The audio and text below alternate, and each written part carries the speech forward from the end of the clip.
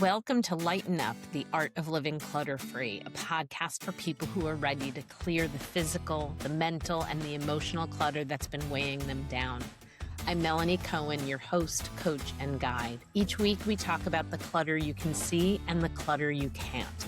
The stuff in your home, the noise in your head, the expectations, habits, and unmade decisions that quietly drain your energy. This isn't about perfection or minimalism. It's about creating space for what actually matters in this season of your life. Let's lighten up together, starting now.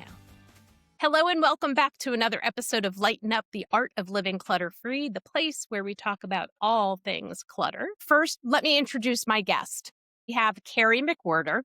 She's the founder of All in Order with Carrie, where she helps overwhelmed entrepreneurs clear digital clutter, simplify their systems, and keep their businesses running smoothly. With a knack for organization and a heart for helping others, Carrie supports clients by managing email, streamlining tech, and setting up automation that creates calm from chaos. Based in Iowa, she balances her love of order with time spent with her family, quilting, and caring for her dogs and chickens. Her mission is simple: to help business owners feel more organized, less stressed, and excited to focus on the work they truly love. Carrie, thank you for being here today. Everyone should know, before the episode started, I couldn't find Carrie's bio, and when I sent her out the original email, it had the wrong date in it. And I am here confessing as a clutter expert that I don't always have the digital calendar and paper clutter in control. And so Carrie very kindly did not judge me, didn't accuse me of anything, but rather said, I might know a gal. So Carrie, tell us how you got into what you got yourself into. Yeah, so I actually got married right out of high school, had 3 kids who I homeschooled, and then cared for my mother-in-law at the same time I was homeschooling. And then when they were raised, I was still caring for her, and she had dementia. So I was not able to get a job outside the home because I needed to be available for her, essentially on call. And as we all know, when you're working in an office job, you can't just take off when the mother-in-law says, the refrigerator stopped working, when really it didn't, but she was sure it did. So when I heard about being a virtual assistant, I realized that I had been taking care of 2 households. I had been organizing appointments for the kids and my mother-in-law and just keeping track of those things. My desktop is typically pretty cleaned up and I can find what I need to digitally. And I thought, why not help other business owners do the same thing? Being a virtual assistant for others has been really rewarding because I can help people, but I'm still available when I'm needed. Sure. You sound like you found yourself the perfect place. And I didn't realize that you had homeschooled your kids. Another space where my takeaway is you have to be super organized in order to educate one child, but you're doing it for 3, which means they were at different ages and different stages. And we weren't prepared to talk about this, but please tell us a little bit about Yeah. doing that. Well, I did try to make it easy, and especially in the elementary years, they just learned the same thing, just kind of a little more depth. The older they were all about 2 years apart. And then as they got older, I was a homeschooler that did it by interest. So I had a reader. And so I'm like, okay, let's go to the library and find books that can count as science and history. And of course, they had their math and they had to do math. And then we can answer questions and write reports and, do those types of things from the books they like to read anyway. So it wasn't the fight. As far as organizing it, we had our school shelves. One of the questions that we kind of talked about in the past is like, how did I get started on the organization stuff?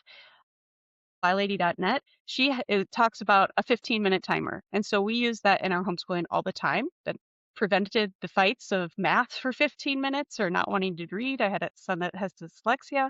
And being able to just say, okay, just do it for 15 minutes, and then you can go play or draw or whatever for 15 minutes, and then let's come back and refocus. Having the time and place for stuff, they knew, okay, when we got done with this, then we could put this away, and they had a place to put it, and then they could go on to the next thing. I helped to keep their brain from getting cluttered because they knew what was expected next, I think, is more than the clutter of books and toys and whatever. It was more the mindset. It's all the things, right? And I appreciate talking about this because I'm a firm believer in set a timer for whatever it is. If it's a quick cleanup, it may just be a 5-minute timer. Oh, I don't have the time for it. You got 5 minutes. Like, go ahead and do it. As someone as someone diagnosed with ADD, I find things like the Pomodoro method very helpful. And for those who don't know, Pomodoro method, it's the little tomato time clock that we had in the kitchen, setting it for 30 minutes and doing the task. And I find it tremendously helpful for me in focusing. And now that, I have admitted to ADD, which I probably have many times on the show, like now we understand why managing clutter could be challenging or overwhelming, or eliminating the clutter just makes life so much easier to operate in. So I love that you were using methods like that with the kids. So one of the things that we had talked about before we started recording was that I knew we were recording this episode this week, and over the weekend, I wasn't feeling well one day, and my husband went out and did things, and I just sat with my laptop in front of the TV, binge watched the miniseries Vanity Fair while I cleaned out my original email box, like the email that I created on Google like in 1998. So it is the one that has the junk. And I only use it now for the purposes of promotions. If I'm going to sign up for a coupon from someone, I have it go to that email. It's not important. It doesn't get in the way of the important email that goes to my work email. And I got it down to 0. And then I woke up the next morning and there was 24 new emails. And let me clarify, what I mean is 0 unread emails. I actually left 34 emails in there, and it was because there were about a half a dozen emails from 2012. And the reason I know it's 2012 is that someone had emailed me pictures that they had taken at my daughter's bat mitzvah. Perhaps I should have done something with these emails and pictures a very long time ago, but I actually kind of felt like excited that that was waiting there for me. And I just didn't have the wherewithal to do anything with it on Sunday when I was sitting on the couch. But with that many emails, it's not going to be that challenging. What I want to say is I ended up deleting a lot of stuff that I didn't look at. And I know for so many people, there's this fear. But if I delete it, what if I lost something so important? How do you encourage people to get to 0 in their email? So, to give you an example, I had a client that had 107,000 emails in her inbox. And just by archiving everything, so archiving, for those that don't know, is not actually deleting it. You still have access to it in Gmail. I mean, and you do in other email like Outlook and Yahoo and stuff too. Typically, I personally work in Gmail, but you archive it. So I recommend archiving anything more than a year old, depending on what you do and what you need. That client, we did a year because she's in insurance and people's plans last a year and she wanted to make sure it was visible, whatever. So I got her down to 9,000 just by getting rid of, she had stuff as far back as 2016. And some people have those few emails that are that far back. And she's like, I don't know that I want to delete it because what if I need it? So by moving it to the archive, that inbox number goes down and it's still there. And you just go to your all mail and you can search, like if you know you need pictures, you can type in pictures, you can limit it, or if you know who it's from, whatever, you can search. But it's not in that inbox and being overwhelming to you. Going further, Google now has like an unsubscribe on the left side. You just kind of have to open it up and get into it, but you can see everything that it sees that you're subscribed to. So what I recommend to my clients, whether they're doing it or I'm doing it, is they go in there and they screenshot and just kind of mark up the ones they want unsubscribed from. And then I go through and search their inbox to find all the past ones from that. Because if you just click unsubscribe, it's going to come off that list, but those old ones are still going to be there. So that's cleaning up that backlog by getting them out. You just search again by who it's from, and then all those emails that come up from Sears, Best Buy, or whatever, some store. I mean, I'm currently working, she's got a lot of eBay and Etsy and those types of emails, and just ones that maybe you marked you wanted to follow a certain product. And so now you always get those emails when a new listing is posted, and deciding if you want to unsubscribe from that, but then also just searching by keywords of stuff that you find that you get a lot of. I always go to the oldest emails first, and then like, what are the last 50 emails and who are they from? And I'll do like a call with my clients, like, are any of these important? If they say no, then I can just look at them and search for those things and get any newer ones by those companies or whatever. I do have a freebie that I know Melody's going to have in the show notes that is a checklist of 5 things to do to clean up your email inbox. When you talk about eliminating the promotional email, I think a lot of us are like, I can't unsubscribe from that store because they send me coupons. When I unsubscribed from Gap and Old Navy, Banana Republic, Sephora, and all those places, I stopped shopping as much. And it may sound oversimplified, but when you get the email and it's like, ooh, 20% off X, all of a sudden you're buying something that maybe you didn't need. Maybe you did. Maybe you just didn't need it quite yet, but the amount of impulse shopping that happens because of promotional email is incredible. And I think it's really helpful when we ask ourselves the question, why am I receiving this email? Does it serve me? And how does it serve me? And if it's not serving me, can I let it go? I don't think people realize the amount of financial clutter that can come from all of our other clutter and digital being one of them. So tell me a little bit about systems because not everybody listening is an entrepreneur, but there are women out there who are either entrepreneurs or maybe considering it. And one of the things that may be holding them back is having to deal with all of this kind of stuff. So what does it look like for someone working with you? So I often set up systems in the email inboxes, whether I'm in there daily, other ones we're just getting something figured out so that they can keep them sorted. I also help set up calendars and making sure you're getting the reminders for meetings that are coming up. And you get that email telling you you booked it, but you didn't necessarily put it on the calendar. It's not always automatically added. And then as far as systems within a business, we can do like CRMs, which is customer relationship management. And that's something where you would put all of your contacts, your potential, your leads, your current clients. And depending on what, there's like the lower end ones that are just basically you put in your leads and you can do follow ups and stuff from there.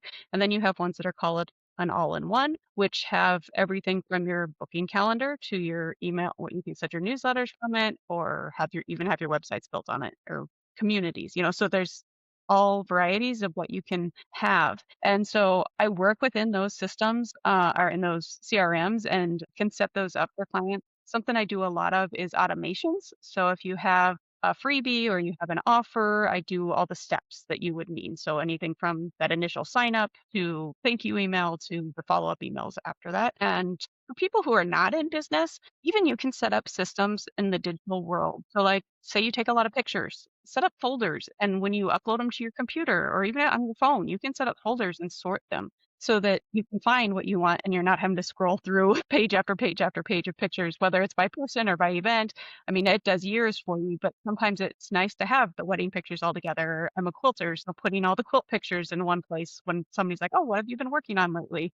They don't have to see my chicken pictures when I'm looking for quilt pictures. Then the other thing is like digital files. I don't know how many of you use Google Drive, but when you open up a new document, say you look at a template in your Google Sheets or whatever, you look at a template. I don't know if you realize it, but if you don't use it and you go pick another one, it saves that one that you opened. So you'll probably have a lot of them in there that are just sitting there with whatever the title of the name of that template is. So I'll work with clients and going in and help clean that up so that they can actually find what they need when they need it without the extra bulk and they're not wasting their space with stuff they don't need. I'm glad you mentioned that because when I started my business and I was pulling up like every template for, business related expenditures or planning or programming, I was like, it wasn't until much later that I discovered that all of this stuff had been saved and literally all I did was look at it. Or maybe I started writing in a couple of cells before I realized, no, this isn't really going to work for me. Wow, Google really got us on that one.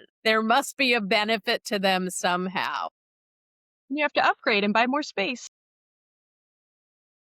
One of the reasons I got that email box down to that was because it was like, you're using 50% of and I was like, that's not possible. And I deleted all that email and I'm still using like 46%, which means it's videos, photos. And so that'll be the next big thing that I tackle. It's interesting because we just had family videos all transferred digitally. And we did it with a friend because we didn't have enough and she didn't have enough, and we got a package together. And anyway, I want to get it off the website and put it somewhere, but I also want to clean stuff up before I put those things away. I like that we're having this conversation because the reality is that when I tell people that I'm a transformational life coach and a clutter expert, people automatically think paper clutter, or they think of like all the things that grandma left me that is excessive, or they think of things in extremes like the hoarders TV shows and things like that. And the reality is that clutter comes in so many different forms. And digital, like we were talking about paper clutter 30 years ago, maybe, but we weren't talking about digital clutter. This was not on our radar. And now there are people who are navigating digital and paper clutter at the same time. So I have a question for you, because I am that gal who has both a digital calendar and a paper calendar. I love my planner because I find great clarity in writing. But if all I had was a paper calendar, I would never be where I'm supposed to be when I'm supposed to be there. I need the digital calendar. I need the little bings, like this is Mhm. happening in 24 hours. This is happening in an hour. This is happening in 5 minutes. But that paper calendar really allows me to put to-do lists in with all of the other calendar stuff. How do you help someone who likes to use paper and digital at the same time? It's hard because I am virtual and I can't always see the paper calendar. So the big thing is just making sure that if you're writing something down, that it's also going on your phone or computer. Right. Because most of the time, if you're at the doctor's appointment or doctor's office and you're putting in your next appointment that you need to go in, you're doing it right there. But it may not get transferred to your planner, and that might not be as big of a deal because, unless you put something on your calendar or your planner at the exact same time, which one are you checking when it's time for a meeting? Are you checking, are you depending on the reminders on your phone, or are you looking at your calendar? Now, if Sunday night, Friday, whenever you write stuff down for the upcoming week, or you review it for the week, that's, I guess, how I would help my clients is I would be like, okay, you need to make sure and look at this paper client calendar, planner, whatever, at the beginning of the week and compare them and make sure everything is on both. And if there's any overlap, that you make a decision now so that you can notify the people that you're not going to have time to meet with for whatever Right. reason. But not setting aside that time, you're going to run into double bookings a lot, even if it's personal time, like they have on that you want to journal or you want to take a walk in your planner. But if you don't put that on your digital calendar, it's not going to happen. Because, I mean, like for me, I put a couple hours every Wednesday afternoon to quilt because I get busy and it sounds silly to put it on there. So if I want to take 2 hours off, I want to make sure that I block that time off so that I do it. It's a form of self-care, whether you're putting a doctor's appointment on or quilting. And arguably, your quilting can be as important as a doctor's appointment if it's what is helping provide you with calm and giving you joy. So you made me think of a few things. One is that I always do digital first and then move to paper, because it is more dangerous for something to be missing from my digital calendar than for it to be missing from the paper calendar. And I do every week have scheduled time to work with my calendar, which allows me to look at client appointments, the workshops I deliver, and the workshops that I go to in my own coaching programs. And so I make sure that I take that time. You made me think of something though. On my paper calendar, I have for every day, I tap and do visualizations, and visualization usually involves writing. That's on my paper calendar, but I'm not putting it on my digital calendar. Although I do not start working until I get most of those kinds of things done. And now you're reminding me that if I'm going to make sure that I commit the amount of time that I need for EFT tapping practice and for, visualization, gratitude journaling, etc., that it probably needs to be on my digital calendar too. So thank you for that. I mean, sometimes just seeing it on that digital calendar, like it can be easy to check your email and then be like, oh, I'm just going to start this because I don't have anything else on there. Even though we know that this is what we normally do in the morning. And I have it on my calendar, but then I also use my phone alarm, and I have an alarm that goes off and it's like, it's time to read my Bible. It's time to walk, you know, and even though I'm not going to work until 9 o'clock, I don't Right. always like make mentally say, okay, it's like, oh, that email, it'll just take a second to do this for this client Mhm. instead of just saying no. You can read the email, but don't do anything with it until after you've done these other things. So Right, right. Okay, so you do what you do because you're good at it, and part of that is being very organized. Do you have people who are afraid that you're going to judge them because you're organized and they're not? occasionally I have some that are like, oh, well, don't look at that email. I had a client actually just the other day. I needed to get into her email to get something off her calendar. You know, it was just because I'm in one of her email accounts, but I needed to get into this other one to get something off of that calendar that's not connected. Anyway, she's like, don't judge me. I know that email needs cleaned up. And, you know, she only had 1,000 because a lot of times when I'm starting working with a client, they have well over 1,000. So for her, I'm like 1,000's not too bad. But hers is one that I zero out every day, the one I am working in, because that's what she wants for that account. I tell people I'm a clutter expert and immediately they're like, don't look behind me. You know, there's actually a meeting I attend weekly and the woman who leads it weekly is like, don't look behind me. And I'm like, first of all, I'm not judging because that Yeah. doesn't serve me well in running a business. But I also don't judge because I haven't always been what I would consider an organized person.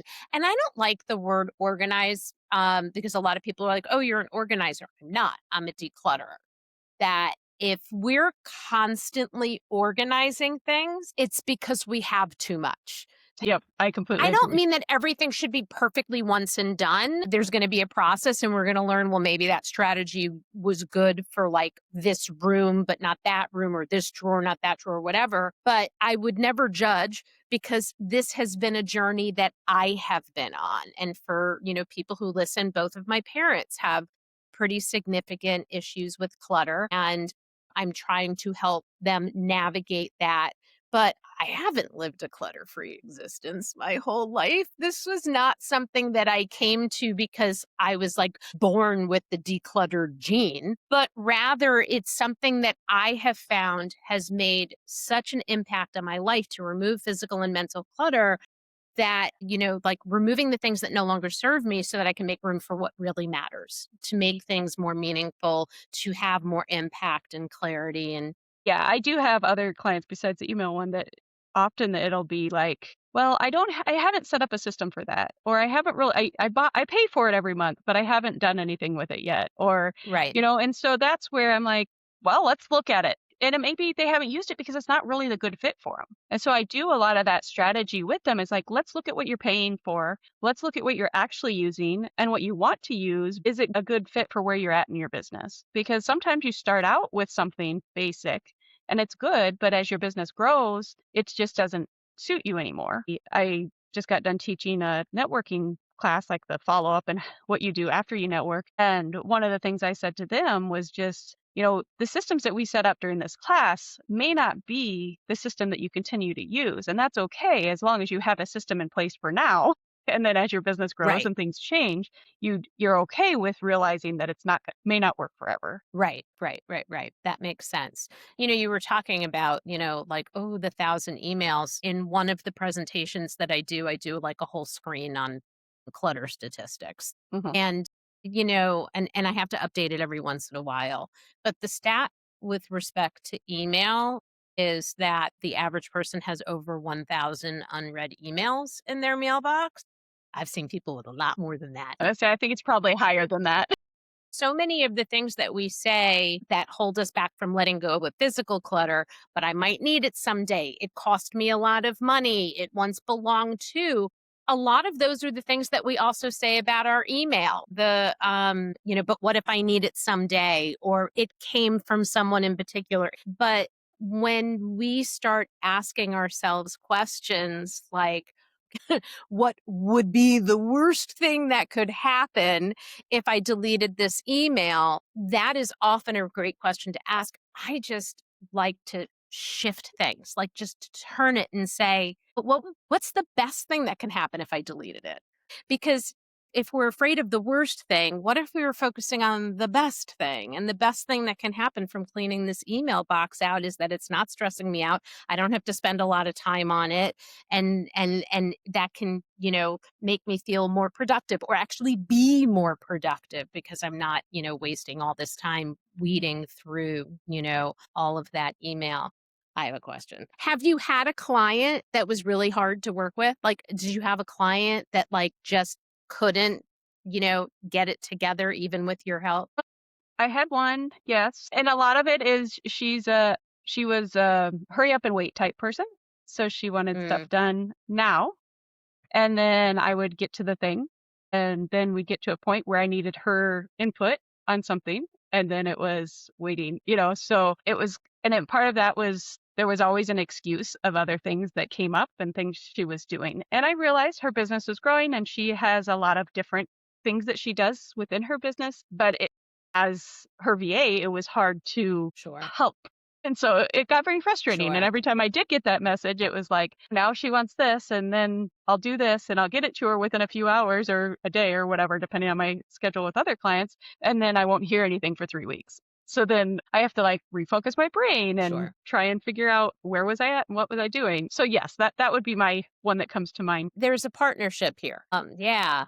And so who's the best client for you? Somebody who's ready to delegate. Typically, they've been in business for 2 or 3 years. They are starting to grow and they know that they can't keep doing everything themselves. They, like I mentioned, they have systems that maybe they started with or they never had systems at all. And now they're seeing that they need systems because they're feeling overwhelmed every day and they're losing those emails and they can't remember who they met at that networking meeting last week and things aren't getting put on their calendars. It's just kind of those people that they're they feel like they're living in chaos and every day is stressful. And my goal is to take that stress away so that they can work on growing their business and have time to focus on the things that they want to do and do the things they love. For sure. So the first time I was introduced to the idea of virtual assistant, or I'm sure I was introduced to it before, but the first time I went, I think I understand now. I was in a business coaching program. It was still really early in my business. And one of the things that kept coming up was people or female business owners not being willing to give the task to delegate. And I was like, are you kidding me? I can't wait to get to the point where I can delegate this crap away. Because what is crap to me is something that someone else enjoys doing, is good at. What do I want in my business? I want to be a creator and I want to deliver, but I want to deliver by working with people one-on-one and delivering workshops and speaking to large groups. And that means that there's a lot of stuff that needs to get done. It was so funny to me that these women were like, "Oh, it's so hard to delegate." And I was like, "I cannot wait until I can delegate." And I'm telling everybody listening right now, if I do have trouble delegating when it's time for me to do that, mind me, I said this right now. You can reference this episode. If you see me having a hard time delegating, remind me I said this because I look forward to it. I look forward to it so much. If you end up having trouble delegating, something that I do often, the reason people don't want to delegate is because they want it done their way. So what I tell potential clients, whatever, is record yourself doing that task.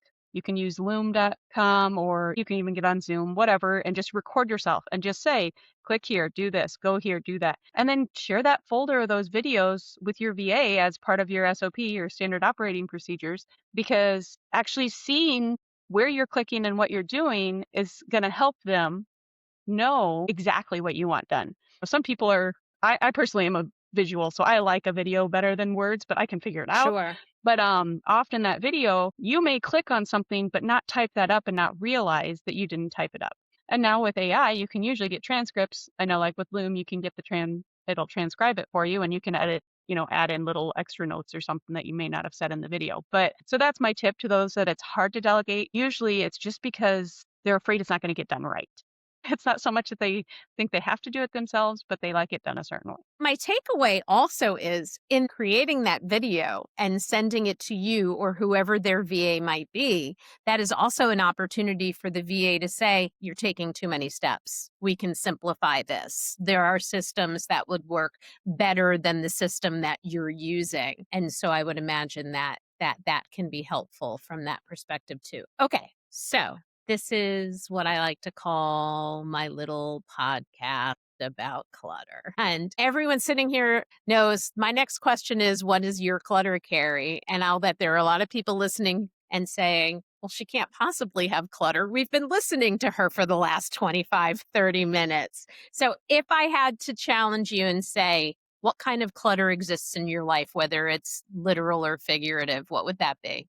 Because I'm a quilter, I would definitely say it's my quilt room, my craft room. I did not have access to it for 3 years. Our son was living out there. He just bought a house and moved out 2 weeks ago. So right now it's very cluttered because I've had it set up in my office. And then every time I'd finish a project, it just went on the back wall in my craft room. So it's very hard not to have a place for everything out there yet.